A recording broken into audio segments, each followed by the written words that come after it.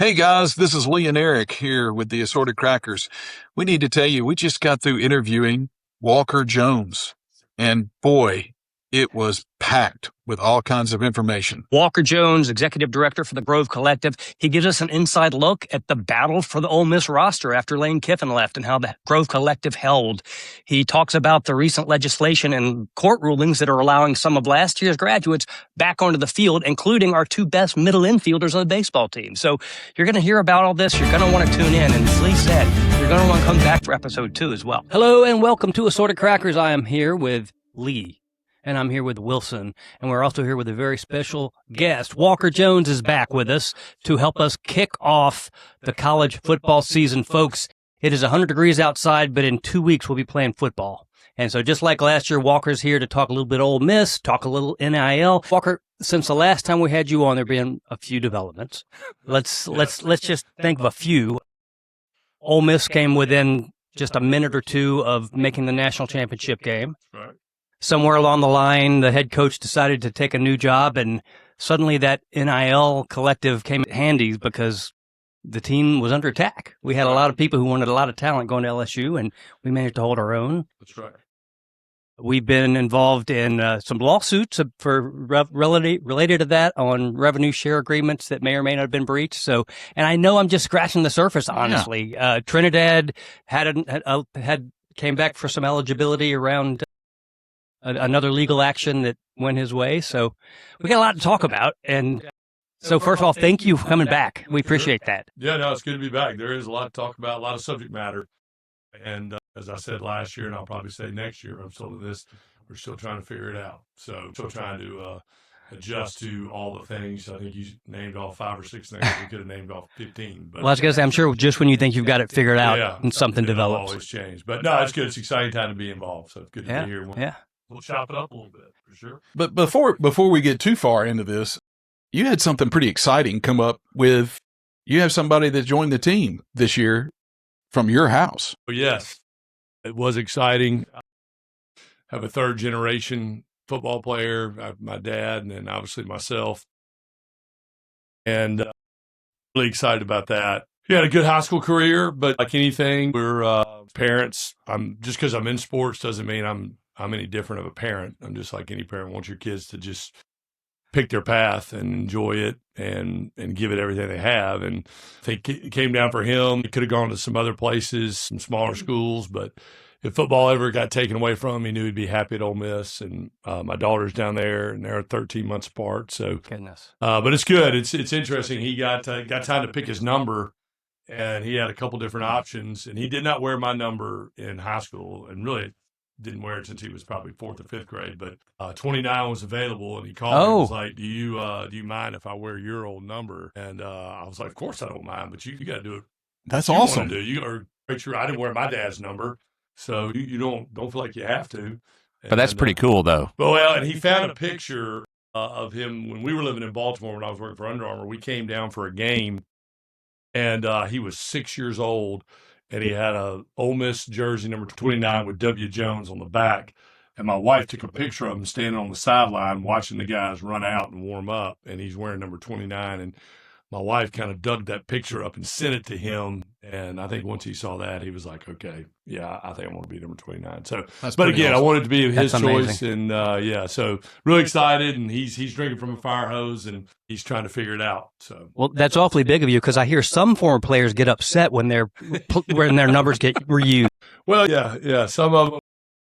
When the Heisman Trophy's involved, that's a little bit different. When the Heisman Trophy's involved, maybe. Mine obviously was not the Heisman Trophy, or it wasn't the speed limit in Oxford like Archie Manning. So my 29 was a little more attainable than Fair 18. enough. Now, you didn't wear 29 all your years, though. Look at what I'm holding up, Lee. I saw that. Yeah. That's awesome. I'm holding this to the camera. That's so right. Yeah, that's Yeah. the picture. That's it. gorgeous. That's it. So, Thank you, Todd. but yeah, it's crazy. Like that whole Jaden Daniels thing. Just as a former player, I don't know. I think back like, why would you not want your jersey worn? I've Right. loved the social media, though. Oh yeah. Man, boy, have they embraced it. Well, and I hate it. I feel bad. Do you? Yeah, Do you? I feel Yeah, awful. me too. Me too. They've been such a great They rival. they don't for need us. conflict They down don't on ever campus. create drama. Wait, speaking of LSU, anything else I going on? jumped right into that Yeah. one, didn't I? Yeah. Where was your head when all of this was going on last year at the end of the season with Kiffin? Yeah, it was. I think back to that time, it was a blur. It was the fog of war. We were in the middle of a playoff run. It had been going on for a while, the saga during the season. And then we got to the Egg Bowl. We win the Egg Bowl. We're in the playoffs for sure. And he's got everybody kind of held hostage. And I kind of knew deep down inside he was leaving. I initially thought it was Florida, but LSU's been really quiet. I remember telling our AD, like, LSU scares me like that. There's not a lot of, because there wasn't a lot of chatter coming out of LSU. And then all of a sudden it just kind of escalated. And that's right. Florida was in the Florida was the job he had to deny. That was the one he wanted until LSU came open. And then knowing what a powerhouse program LSU is, we knew they were going to be a factor. So it wasn't so much, again, it wasn't that he left. I think it was just the manner in which it went down. 100%. And I think 100%. we got 6 years out of Lane. I've put back the resentment, the hate. Shame on me to thinking it was going to end any way other than a train wreck. That's the way all his deals in Tennessee, you name it. So again, it was, we kind of probably knew deep down inside it was not going to be a healthy breakup, and he was probably going to leave. We got 6 years out of him. We became a relevant program. That was 3 years. It was 3 years longer than others. Oh yeah, and we were relevant, and we were winning, and he created a persona and a brand and all the stuff that went on. So again, I'll always be forever grateful for the relevancy he brought our program. And to me personally, I wouldn't be doing what I'm doing if it wasn't for the first phone call I think we talked about last time I was here. That's right. He was truly the first one that said, "Hey, you need to do this," and trusted me with having access to him and his program. And so personally, I always appreciate that. Yeah, do I regret and have a lot of disappointment on how it went down and what he did? I think the biggest thing for me was if Ole Miss is as special to you in Oxford as you said it was, which I believe there was some truth to that, then why are you literally going to try to burn it to the ground within minutes of it not being about you anymore? And I think that was the problem we had in the weeks and months after that is fending off all the stuff that we were getting from Baton Rouge and through him with our players and our program, and literally the fact that they were literally trying to burn it to the ground, which I guess that's what you do if you're the LSU head coach. You try to destroy your opponent, your rival. So I guess that's probably the way. Again, shame on me to thinking it was going to be anything other than what it was. And but we battled, and we were able to hold on to the majority of our roster, and our players, our athletic director and our chancellor did a great job hiring Pete. He was the logical hire. He was the locker room hire. That's what the players wanted. We knew we had a chance to retain a ton of talent and be a top 10 team coming into this year, which we are. So it was all about the players at that time and giving them the best a chance to almost win the national championship, which we were a minute away from playing for it, and then rebuilding it. And so a lot of sleepless nights. As a matter of fact, I spent several nights sleeping at the Manning Center, and we worked 24/7 to keep our roster and to keep the program going. And what people don't realize, too, is half the staff was going to LSU. Right. So we literally had to have 2 different text threads, 2 different staff meetings. We had to ask coaches to leave the room. We had to no hall room conversations, nothing written down, nothing written on the grease boards in the office, because half the staff was literally, we were going to be competing against. It's like espionage spy games. Well, and we actually had the FBI come through and walk the building for bugs and for everything. Because, really? Yeah, we knew kind of what was in Baton Rouge, and we knew how they were. When they operated. So literally, I remember getting on my knees and looking underneath the desk, like checking for is there some sort of bug in my office? Somebody was like, "What are you doing?" I'm like, "You just trust me. You don't know this guy like I do." Yeah. So, welcome to the new world of college football. Just how it operates. I neglected introduction, by the way, for those who didn't listen to the last episode or don't know. Walker Jones is executive director of the Grove Collective, which is our big NIL fund at Ole Miss. And when we were on last time, we talked about, and you were humble about this, but what an amazing job the collective has done. And you didn't take personal credit, but you absolutely should, because we are operating as a university at a very different level, right? That's and right. we talked about the talent, the level of talent we're able to vie for and attract, and the type of roster we're able to build. That became under fire when Lane Kiffin left. That's right. And again, the collective and the collective work. It's not just the money; it's the people and the leadership. It held quite well.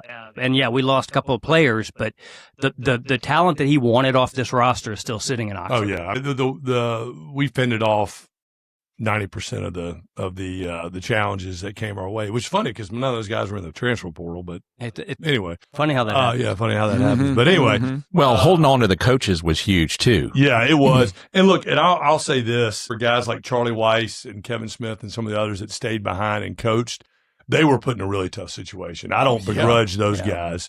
They were trying to do what was right for their family, but also right for the players that they had recruited and coached. And so they were in an unenviable position. And I told those coaches that, and it was awkward. We couldn't talk to them half the time. We had to, again, everything we said was in a whisper level or walking outside or locking a door because you just didn't know who was listening and what was going back to Baton Rouge and other places. So it was truly a one of a one first time occurrence for that ever to happen. First time a coach left a playoff team. First time half the staff stayed behind to coach that team. Yeah. And also not only leave a team, it wasn't like he went to the Cleveland Browns or the Raiders or Oregon. He went to our biggest rival. So it was a blur, but to your point, Eric, it was the structure that we had put in place. We always said we had to be bigger than one person. And usually that's the head coach you're referring to. Sometimes it's the AD, sometimes it's the chancellor, sometimes it's a player or whatever. But you always got to be bigger than your biggest part and built to last. And we always said that, like, hey, we're bigger than any coach. But you don't really know that. And you don't really believe that until you actually experience what we went through, because we always say, oh, yeah, our system's built to last. Our collective's built to last. Our process, our program. But until you take that punch in the face and all of a sudden you're faced with what we were faced with, you don't really know. And I think, again, we were able to rely on the 3 or 4 years prior to that of putting the process in place, a system in place to where it was a plug and play. And you moved Pete in, which we all had a relationship with Pete. He was going to keep the same systems on both sides, offense and defense, for continuity. He was going to keep the same personnel setup that we had built. He brought back the GM from LSU, oddly enough, who started the collective with me. So we were able to be reunited. So kind of got everything back in order pretty quickly. And again, if we weren't as organized as we were, it could have gone Sideways in a hurry. Yeah, we would not be right now preseason top 10.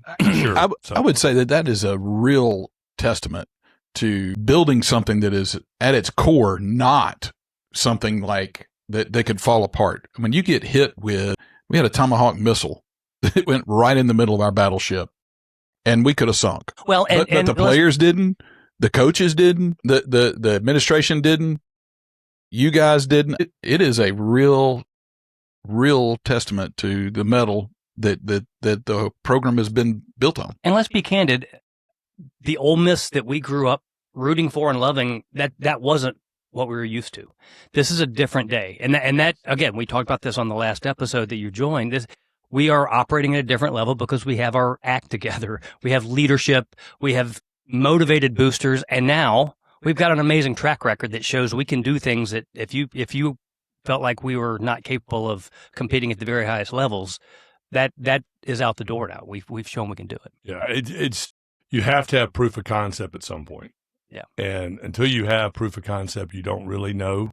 And also, too, the other piece of it is savvy people who are usually your more well-off, wealthy donors. If they're confused, they're not going to give. Right. So a confused donor is not going to give. A confused investor in any business is like, have you ever heard a very successful rich person go, I don't really understand the business model, but I'm going to put money in it. Right. That doesn't happen. Really happen very much. So again, you have to have the buy-in from all those people. And again, and we said last time, I say it all the time, having a friend like Keith Carter, who was a classmate of mine, was a student athlete, peer of mine in school, having that trust level that we had, we didn't, when not tragedy, but when chaos strikes, you got to kind of know, okay, you go handle that. I'm going to go handle this. You take care of that. You take care of that. And I'm going to go take care of this. And I don't have to worry about that because you got that. Yeah. And there was no way to do all that given the situation we're in unless we had people that we knew, all right, Pete's now the head coach. He's got that covered. He knows the team. He knows his team. Walker, you guys handle the personnel piece. I'll handle the media and all this. And then just everybody kind of fell into their role. So I love that. So all of that, we've covered that this year. This year is a chance for us to really show that we have I think you said it a second ago that we have got a program that is sustainable and we've got a mark that we can have other players that'll always come back and say, hey, this is where we are. This is what we're doing.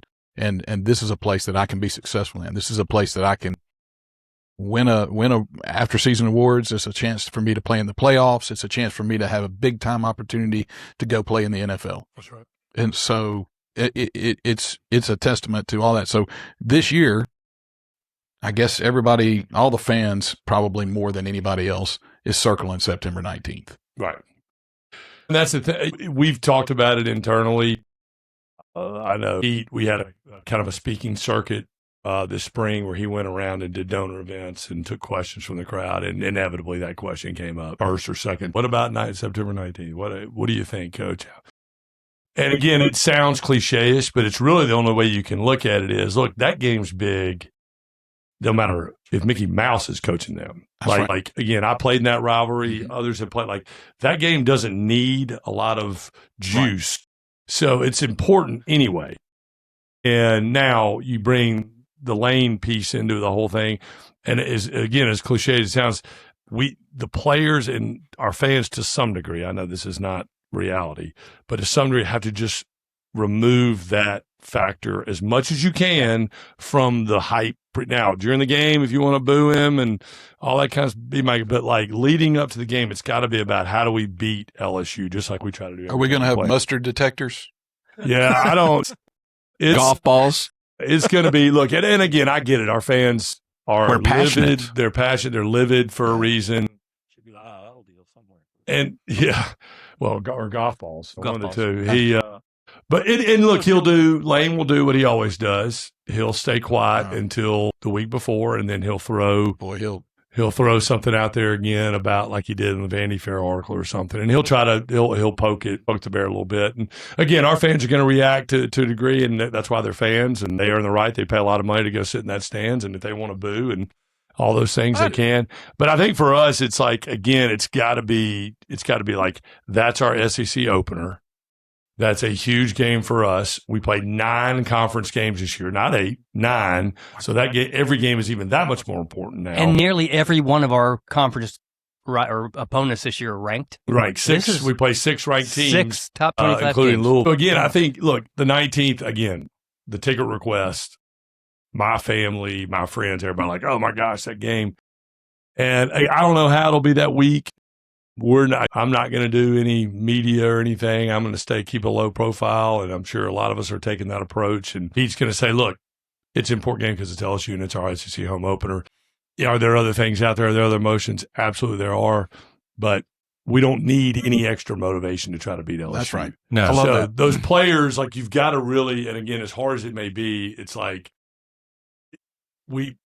you have to compartmentalize these things. What's the most important thing? Trying to get revenge over one person who actually brought you to Ole Miss and brought you to the SEC, or just say, I hate he left, but now he's the arch rival's head coach. So I'm going to try to kick his butt for that reason alone. Look, these guys they're playing for something else anyway. They're playing for the tape. They're playing so that they can get a chance to go to the NFL. The players and the coaches have all of that mindset. The fans.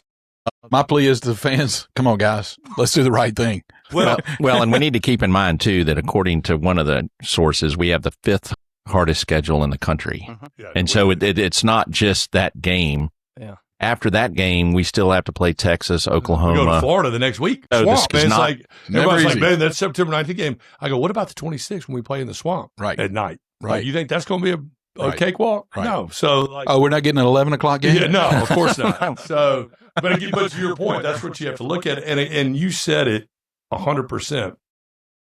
It's a bigger deal to the fans than it is the players. 100%. And especially now, and again, I say this isn't a slight to our players. This isn't a slight to anything. It's the reality. They weren't like me where 90% of my teammates I played with 2, 3, 4 years. Right. And they were there because you couldn't really transfer. Right. Yeah. And so your freshman class, you were with all the way for 4 years. The class underneath you were with for 3 years. The class underneath you for 2 years.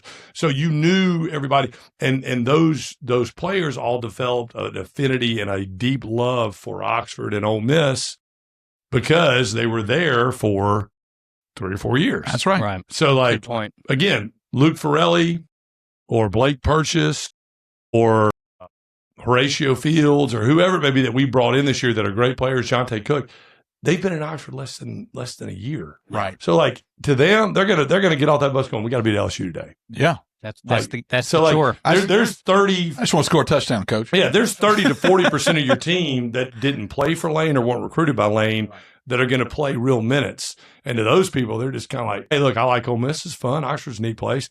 But they don't have like the emotional ties that we all had. So again, to the point, and that's in this sense, that's a good thing. Absolutely. I agree with that. Absolutely. That's a good way to look at it, That's for right. sure. All right. We've beat that one to death.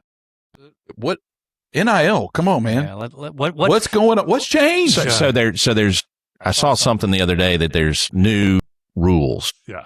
So like, Well, I wouldn't say rules. Well- I'd say there's new guidance. or suggestions. Suggested guidance. Yeah. So that they raise the money, right? Is that it? Is it? Well, no, they hadn't done that yet. So Well, it's being talked about. Is that right? Yeah. So it's tied to this Save College Sports Act, Yes. Protect College Sports Act that Ted Cruz and Maria Cantwell. one of the few bipartisan bills that our legislators seem to be able to come up with is college football. college football. But carry I on. know. Well, And, yeah. at least it's not the NCAA.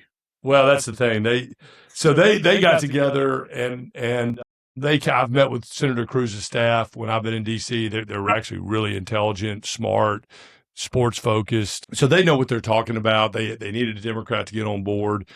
The bill is flawed with many hurdles and inconsistencies. It does have some good things in it for sure. It's probably like every bill on Capitol Hill. It's got some really good things. It's got some things that really don't mean much, and it's got some stuff that's going to create other problems. And it's probably one of those things where it's kind of somewhere in the middle. I don't hate everything about it. I don't love everything about it. I don't think it's going to fix a lot of the systemic issues that we're dealing with. Yeah. I think it has the danger of being the House Settlement 2.0, or this time last year we were talking about July 1 of 2025, the House Settlement was implemented with the judge's ruling out in California. And here we are. That was supposed to like curb all these prices and values. Everything went up double what it went last year. Yeah. So it had no effect on the market. And now the only thing it did do was make the schools pay $20.5 million of the bill. But the problem was 90% of the Power Four were already spending more than the rev share cap. Oh, Which is 20.5. wow. So you look at 70 of your top schools, probably 50 to 55 were spending at or more than the cap. But I think I saw Barstool the other day, which is probably a very reputable accurate. place, very accurate always. Sure. But how many $1 billion in NIL money was given? Is It's 140 billion or something like that? I can't it's remember. Staggering. It's a staggering number. And again, it was like, this is not going to fix it. Well, then we come out, here we are a year later. It didn't fix it. And it actually created more chaos. It did get the schools to kick in, which was great. But in any free market, profitable model or business model, the talent never goes back in compensation.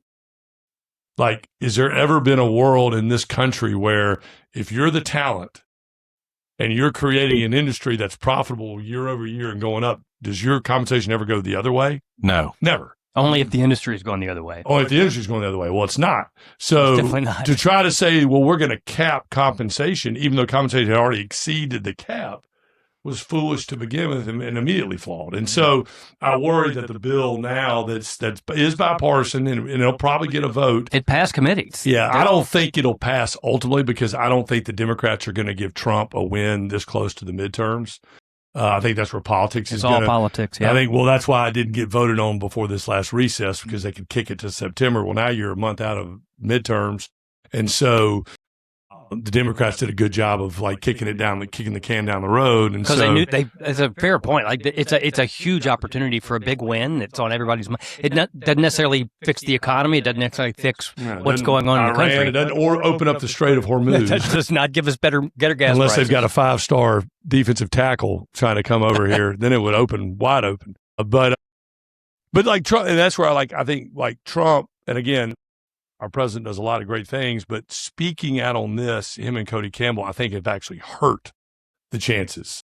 If they had kept it and not said much about it and made it such a priority now. They just basically put a bullseye on it for the Democrats. And so Trump coming out and making a statement like, hey, we're going to fix NIL or whatever it is pretty soon because Nick Saban and the owner of the Yankees are involved. Like, that's a terrible soundbite. And as a fan, that doesn't make me want to get behind it. No, because, and then you got Cody Campbell, who 2 months ago was openly advocating for a guy that bet more on his sport than Pete Rose to be eligible to play.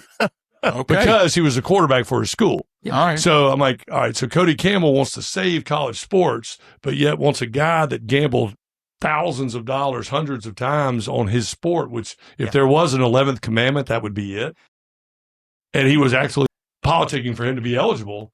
And now he's going to back this bill. So I think those two guys, actually hurt, even though they're trying to do what's right for college sports, I think they actually hurt politically the chances of it passing. So again, those are things that if passed, they would basically double the cap that's currently sits there. Yeah, because I saw something too that you could play five to play five. That's was the going to limit. happen now because of this other round of court cases. Okay. So what's happening now is there's been several court cases. One in Ohio. The first one was in Ohio, which was 18 basketball players. Then there was one in Colorado. Now there's one in Tennessee. And basically it's when they proposed and the NCAA basically approved this 5 for 5. You get 5 years to play 5 sports. You get 5 years to play 5 competitive seasons. Okay. Doesn't matter if you get hurt. Doesn't matter if you get redshirted. You get 5 for 5. Now, if you have some other, there'll be some exceptions to that, very limited circumstances that would allow for that to be alleviated. But regardless, 5 for 5. Well, what happened was the NCAA did not grandfather the class of 2022 in, the kids that were 4-year seniors this year. That would technically, if they were born a year later, would have got another year. Yeah. So they were like, wait a second, you've approved this in the middle of our last academic year, but you're not going to grandfather us in to take advantage of that opportunity to stay in class, stay in school, earn some more money, get a master's degree, improve my draft status, whatever. And so they didn't grandfather them in, and they didn't rule on it. They waited until the worst possible time. And then these athletes, those class of 2022 seniors, went and sued in these respective state courts.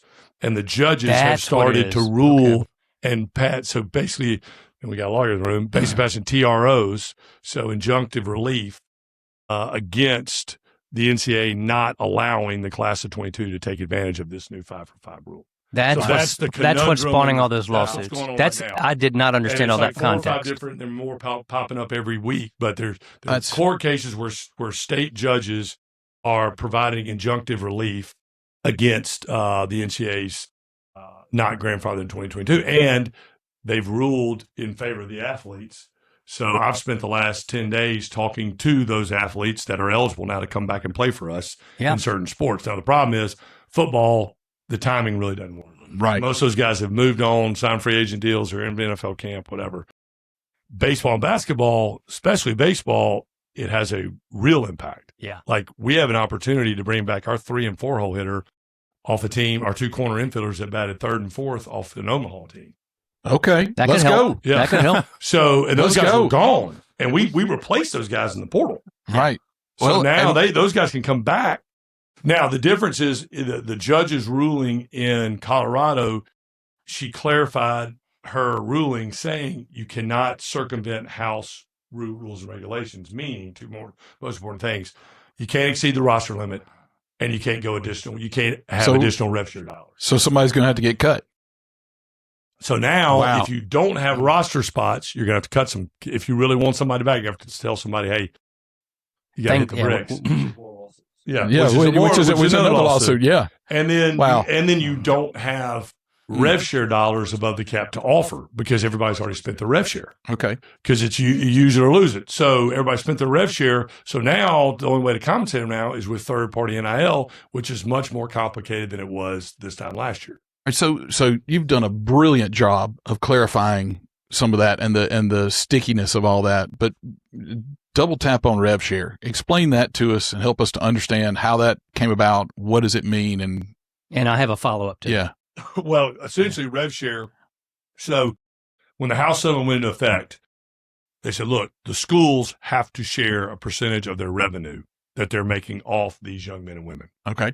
So they put some formula together. I'm sure it was AI driven or something. Makes a lot of sense, too. Yeah, Easy to follow. Yes, exactly. So there was some percentage breakdown of ticket sales, sponsorships, TV revenue that all these universities make.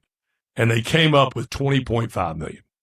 And again, I think you probably got to be some sort of Wharton mathematics major or Harvard mathematics major to figure it out. So, but essentially they came up with this 20.5. Every school could spend up to that. Now you didn't have to spend that because revenues vary. Some like St. John's or Providence doesn't have college football. Right. They've got basketball. So their revenue is going to be lower. But anyway, you could spend up to 20.5. So that was. And some schools, they could easily do 3 times that.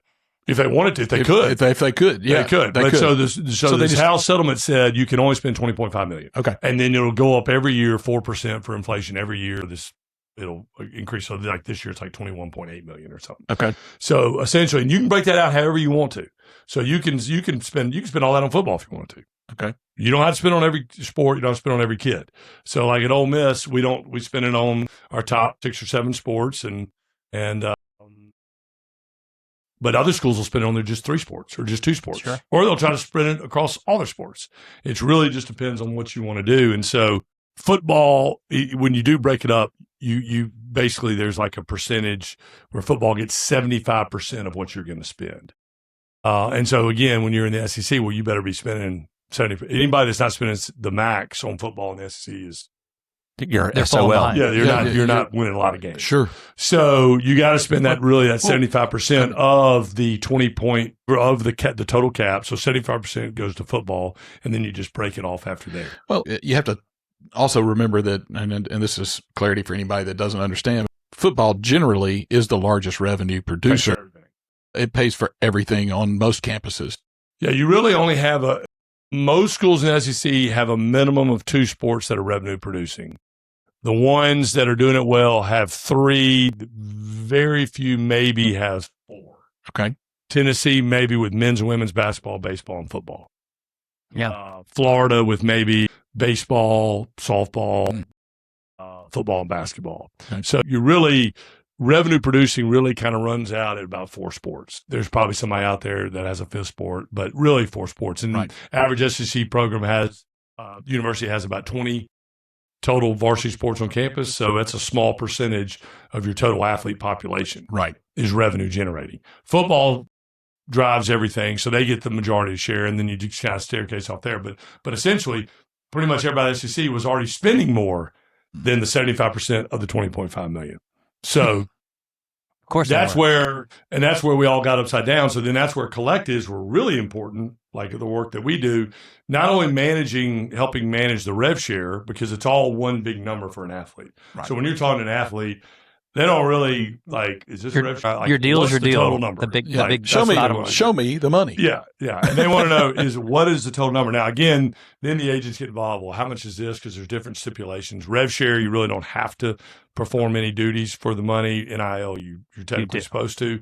So they're like, well, we'd rather have more rev share because we really don't have to do anything for that. Which, if I were them, I'd say the same thing. Yeah, show up and play. But really, they just want to know what's the total big number. net? Yeah. And so we work with managing, the rev share piece and the NIL piece. And so, but what happened is the majority of your athletes, 70% of your athletes aren't getting any rev share. Right. They're not getting rev share because they're in track, tennis, golf. Right. And so collectives were the only businesses really positioned to offer NIL to those fringe athletes. No other businesses are really going to do that. No businesses are going to go, let me see if I can go do a deal with 4 soccer players and 3 softball players and 2 track athletes. Unless we go to them and say, hey, we would like you to use these athletes. This one's going to be an All-American. This is going to be All-SEC. They got a great social media following. They'll help your business out here in Oxford, et cetera, or Mississippi, wherever. So collectives kind of got a shot in the arm once people realized the house settlement wasn't going to work the way they wanted it to, and you had to have third-party NIL to compensate the majority of your athletes who don't get $1 of rev share. Yeah. Yep. Wow. And then the football players have to get some percentage of rev share because everybody's now spending over $40 million when your cap is half that. Wow. And it's interesting. It sounds like a great model. Well, but it's a great way to understand how sort of collective and donor money and rev share come together to build these profiles and these programs. So one of the things we talked about, again, last time you were on, is generally speaking, I think most polls suggest fans support players getting paid, especially players in big revenue sports, but they were concerned about the wild, wild west and the lack of structure. And so whatever may be happening with rules, guidelines, whatever may be happening with legislation, you had suggested the market's going to correct itself in a lot of ways. Yes. And as an example, as Lane Kiffin went on to LSU and did everything he could to pull players over to Baton Rouge, we had a couple of guys who had signed agreements. That's right. And they had, for this coming year, right? And they saw the opportunity for whatever it was and said, I'm bailing. I'm going to LSU. Yeah. And we said, okay, there's going to be some accountability. That's right. You signed an agreement with us. You broke the contract and you're going to pay the clauses in that contract. Right. So there are teeth in these programs that are at least allowing some self-governance to happen so that, again, it's not just the complete wild, wild west. Yeah. And I think when you talk about donor money and fan money, like we have high-end donors that make contributions to us, but we also have like a subscription model, membership base that gives us recurring revenue. And again, whether you're giving us $150 a month or $150,000 a year, those dollars matter to each individual. Yeah. And they want to know if this guy or girl shows up and doesn't perform to the full entirety of the contract, the scope of services, meaning play throughout the season. Doesn't mean like if they play, they don't play well. That's different. But if they decide to leave midseason or they decide to quit or whatever, is my money protected that I helped to fund this? And to your point, it is, because that is one of the things that helped us with the house settlement. One of the few things was the ability to have liquidated damages with the players. Mm-hmm. And as Todd knows, when you're talking about negotiating contract with agents and lawyers, it's probably 1A or 1B of the first question is the buyout. What's the liquidated damages? What are the requirements? Yeah. What's the repayment? What are the termination What's rights? my risk? Yeah. Are there mutual termination rights? Are there right to cure a breach? All those things. So now our contracts went from fairly simple 4 or 5 pages to 8 or 9 pages of all the things that you're looking for in mutual termination language, liquidated damages, the buyout provisions, the abilities to cure breaches, good standing, ability to fine players. Right. So a guy skips tutor 2 days in a row and parks in a handicap spot on campus, you can fine him. Let's go. He's violating team policy. So, and then how can you? What's the method to fine them? Because those are state appropriated funds on the rev share side. So the issue with our 2 guys that went to LSU, it was really cut and dry. They signed agreements, put it out on social media they were staying, played in the Fiesta Bowl, and then somehow, without going in the portal, decided to leave that contract and just see if anybody wanted them out there. Wow. Just random. I don't know. To see what the market would I don't buy. know where I'm going to play, but I don't want to play here. I have no idea. I'm going to walk away from this money, and maybe somebody will show me some love. And then, good luck for the them. next day, they their were former on a campus, coach was sitting at 6 LSU. hours south of us. Yeah, it's amazing how it happened. But anyway, that being said, but those guys signed the agreements, and just like you have an employment agreement in a lot of places, you make a commitment to provide a good scope of services, and if that doesn't happen, then there's a recourse there. And because here's the problem with us is they waited till the very last day, the last hour of the portal closing, so we therefore couldn't go find anybody else in the portal to replace them. And we had committed dollars to them that we passed on other players because we had committed those dollars to these guys. So we were harmed. We had harm. Sure. For them breaching their contract. And that's all we're trying to recover is. So their responsibility. Yeah. So look, you want to go play at LSU? That's fine. Go play at LSU. We don't want you here if you don't want to play here. That's fine. I don't begrudge those guys for going down there. But if you're going to do that, just pay the fee. So I'll live up to it. If you're a sales guy, you're out here doing your job, you negotiate, hey, I've got this restricted stock. I'm going to go to my next place. I'm going to try to go to the next place and try to perform there. Then what happens? maybe the new team, maybe the new owner, the new job that's going to have you says, well, I'll give you an upfront bonus and I'll cover that. So you're not responsible. I understand you're responsible and you'll do that. So would LSU do something like that? Well, what was funny is what has been reported. I'm not saying that it hadn't been reported, and there's certain things I can't talk about around it, but this has been reported is that LSU, when the university originally sent the demand letter, LSU said, well, this isn't us. Right. We're not saying they owe it. That's your contract, buddy. You got to go talk to the players. Yeah. So I'm sure those players are going, wait a minute. Yeah. That's not what y'all told me. Wait a minute. Y'all are telling me this is on me, but I'm pretty sure we talked about that. And doing this for 4 years, I guarantee you, knowing those two players and knowing their agents 100% had a clear understanding of if this buyout is pursued, you guys got it, right? And I guarantee you I know what the answer was. So, yeah, buddy, yeah. come on. Yeah. Oh, they won't do that. Well, Yeah, LSU. they do. We got it. I think, and again, I don't have any ill will with those players leaving. They want to go leave and they can play somewhere else. Absolutely. They exercise their right in the transfer portal. Be my guest. and But if just fulfill your end of what you signed up for, because we committed to you.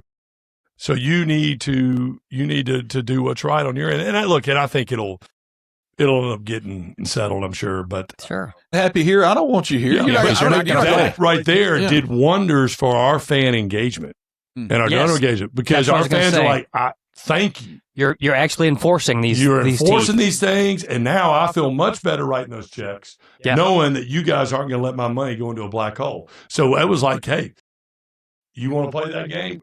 I think we're going to win on that PR. Stick up for yourself. Well, and it makes LSU look bad. Yeah, absolutely. Well, but again, Everybody will have their opinion. well, and if it was the other way around, our fans, and that's what's beautiful about college sports is it's funny. Like our fans, just like everybody else's fans, they keep receipts on social media, and they go find the LSU talking heads who were 6 months earlier talking about a buyout for Sam Levitt. Like, well, he should definitely pay that if he's going to. We should pay that if he's going. And then the shoe gets on the other foot, and they're like, oh no, you don't have to pay it. So again, That's Ole Miss being petty. yeah, Ole Miss being petty. But anyway, if it was anybody else, they do the same thing. So Walker, we're sitting here on.